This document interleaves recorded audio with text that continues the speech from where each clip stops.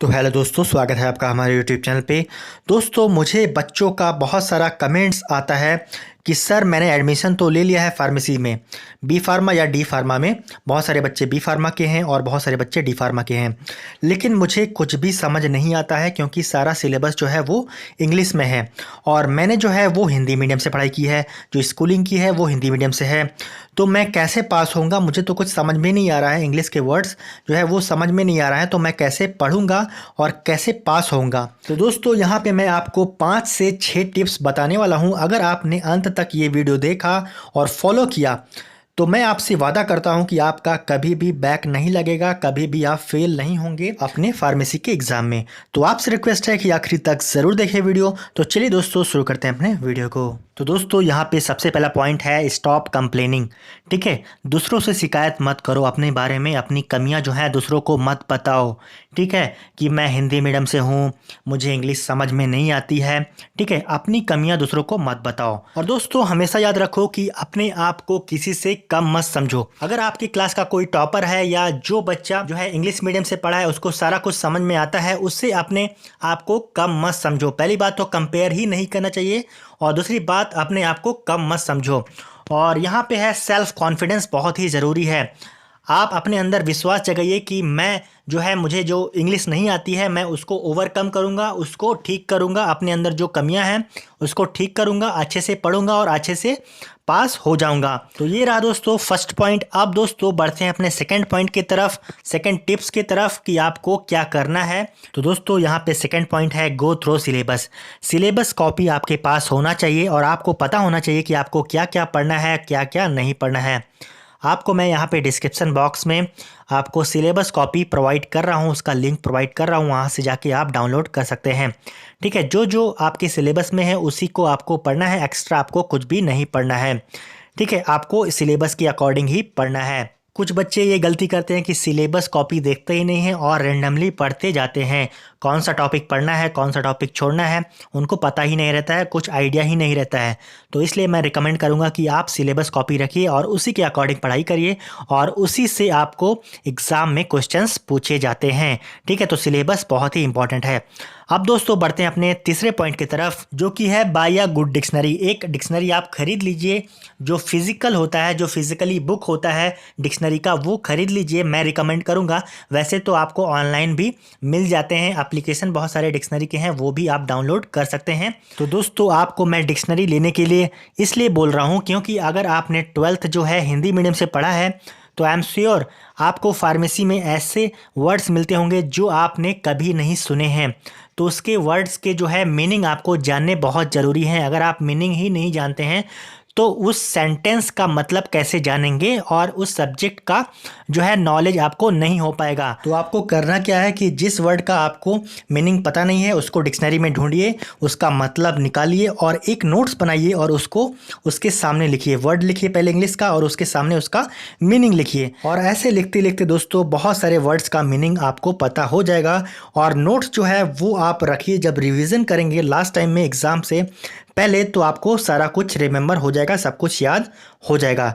लेकिन यहाँ पे मैं आपको सजेस्ट करूँगा कि एक फिजिकल जो डिक्शनरी होता है, बुक जो होता है डिक्शनरी का, वो परचेस करिए, वो बेस्ट रहता है। अब दोस्तों बढ़ते हैं अपने नेक्स्ट टिप्स की तरफ, जो है मेक योर ऑन नोट्स। कई बार क्या होता है दोस्तों कि जो बच्चे होते हैं, स्टूडेंट्स होते हैं, वो बुक खरीद लेते हैं और उसका लैंग्वेज देख के, उसका जो है सेंटेंस स्ट्रक्चर देख के घबरा जाते हैं कि इतना कॉम्प्लेक्स जो है लिखा रहता है उसमें, तो उनको समझ कुछ नहीं आता है।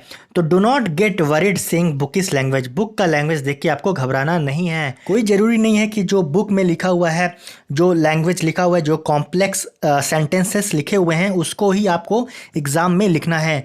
आप अपने सिंप्लीफाइड करके अपने लैंग्वेज में लिख सकते हैं, और आपको खुद का नोट्स बनाना है खुद से। ठीक है, पहले आपको हिंदी में सोचना है कि उसका क्या हो सकता है, उसका सेंटेंस ट्रांसलेट करिए अपने मन में। ठीक है, उसके बाद अपने लैंग्वेज में उसको इंग्लिश में बना के लिख सकते हैं। ठीक है, ऐसे आपको नोट्स बनाना है, और आप जब रिवीजन करेंगे तो आपके पास अपना नोट्स होगा। ठीक है, तो आप प्रैक्टिस करते जाइए। ठीक है, प्रैक्टिस भी करिए साथ में और आपका नोट्स भी तैयार होता जाएगा। ठीक है, तो ऐसे प्रैक्टिस करते करते आपको याद भी हो जाएगा, जो आप लिखेंगे वो आपको याद हो जाएगा। उसके बाद है दोस्तों, do not follow your teacher blindly, यानी कि अपने टीचर को ब्लाइंडली फॉलो नहीं करना है, यानी आंख बंद करके जो आपका टीचर कह रहा है या कह रही है उसको फॉलो नहीं करना है, अप्लाई नहीं करना है। आपको देखना है, परखना है, अपना दिमाग भी लगाना है कि टीचर सही पढ़ा रहा है या नहीं पढ़ा रहा है, आपको समझ आ रहा है या नहीं आ रहा है। ठीक है, तो अपने हिसाब से पढ़ना है, अपना दिमाग लगाना है। ठीक है, फुली डिपेंड नहीं होना है टीचर पे। ठीक है, तो ये रहा दोस्तों चौथा पॉइंट। अब दोस्तों देखते हैं पांचवा पॉइंट क्या है। तो दोस्तों हमारा पांचवा पॉइंट है take help of YouTube and Google. ठीक है, यूट्यूब पे बहुत सारे लेक्चर जो है आपको हिंदी में अवेलेबल हैं, उसको जाके आप एक्सेस करिए, उसको देखिए। ठीक है, आसान भाषा में और हिंदी में एग्जाम्पल के साथ दोस्तों बहुत सारे अच्छे अच्छे यूट्यूबर्स हैं, उन्होंने लेक्चर जो है अपलोड कर रखा है। तो आपको कोई सा भी टॉपिक नहीं आता है उसको यूट्यूब पे सर्च करिए और आसान भाषा में समझिए, और समझने के बाद दोस्तों उसका नोट्स भी बना लीजिए। ठीक है, ये तो हो गया यूट्यूब। अब बात करेंगे गूगल पे। गूगल पे आपको कोई सा भी टर्मिनोलॉजी, कोई सा भी वर्ड्स, कोई सा भी सेंटेंस आपको नहीं आता है, आपको क्या करना है, गूगल ट्रांसलेटर पे जाना है। गूगल ट्रांसलेटर पे उस वर्ड को या उस सेंटेंस को आप वहाँ पे टाइप करिए और आपको वो हिंदी में ट्रांसलेट करके दे देगा और आपको उसका मीनिंग पता चल जाएगा। और उसके बाद दोस्तों आप नोट्स में उसको लिख लीजिए, ताकि जब रिवीजन करेंगे एग्ज़ाम के टाइम पे तो आपको पूरा रिमेंबर हो जाएगा, पूरा याद हो जाएगा। अब दोस्तों बढ़ते हैं अपने नेक्स्ट टिप की तरफ, या नेक्स्ट पॉइंट कह सकते हैं, और यह लास्ट पॉइंट भी है, प्रीवियस ईयर क्वेश्चन पेपर्स। दोस्तों प्रीवियस ईयर क्वेश्चन कह लीजिए या पास्ट ईयर पेपर्स कह लीजिए, ये बहुत ही इंपॉर्टेंट है दोस्तों, आपके पास होने ही चाहिए। ठीक है, एटलीस्ट 5 ईयर्स के पास्ट ईयर पेपर्स आप उठा के देख लीजिए, किसी भी यूनिवर्सिटी में आप पढ़ते हैं, ठीक है, उस यूनिवर्सिटी का पास्ट ईयर पेपर या प्रीवियस ईयर पेपर जो है वो डाउनलोड कर लीजिए कहीं से जाके, या अपने कॉलेज के लाइब्रेरी से भी ले सकते हैं। ठीक है, तो प्रीवियस ईयर का क्वेश्चन जो है वो रिपीट होता है दोस्तों, एटलीस्ट 5 साल का अगर आप उठा के देखिएगा तो दोस्तों बहुत सारे ऐसे क्वेश्चंस होते हैं जो हूबहू सेम टू सेम जो है वो दे देते हैं आपके एग्जाम में। ठीक है, तो आपको एनालाइज करना है कि कौन सा क्वेश्चन जो है वो रिपीट हो रहा है, उसको एक जगह पे सेपरेट नोट्स बना लीजिए कि कौन सा क्वेश्चन जो है वो रिपीट हो रहा है। ठीक है, रिपीटेड क्वेश्चंस पे स्टार मार्क लगा लीजिए, फिर उन क्वेश्चंस पे आपको ज़्यादा फोकस करना है। ठीक है, मैं ये नहीं कह रहा हूँ कि उन्हीं क्वेश्चंस को आपको पढ़ के जाना है, लेकिन उस पर ज़्यादा फोकस करना है। ठीक है दोस्तों, जो 90% बच्चे होते हैं यही स्ट्रेटजी अपनाते हैं पास होने के लिए। दोस्तों जब मैं फर्स्ट ईयर में था तो मैंने भी यही अप्लाई किया था और अच्छे मार्क्स से मैं पास हो गया था। तो आपको प्रीवियस ईयर क्वेश्चन या पास्ट ईयर पेपर ढूंढना है, उसको एनालाइज करना है, जो रिपीट हो रहे हैं क्वेश्चंस उनको लिखना है एक तरफ, और उसके आंसर आपको तलाश करने हैं, ढूंढने हैं और आपको प्रैक्टिस करने हैं।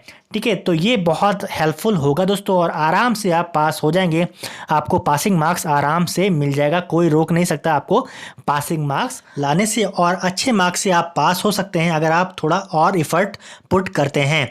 तो बस दोस्तों आज की इस वीडियो में इतना ही। अगर आपको वीडियो पसंद आया तो लाइक कर दीजिए, अपने दोस्तों शेयर करिए, और चैनल पर नए हैं तो सब्सक्राइब जरूर कर दें। और आपके मन में कुछ भी सवाल है तो मुझे कमेंट करके ज़रूर बताएं, मैं पूरी कोशिश करूँगा उसका आंसर देने के लिए। बहुत बहुत धन्यवाद।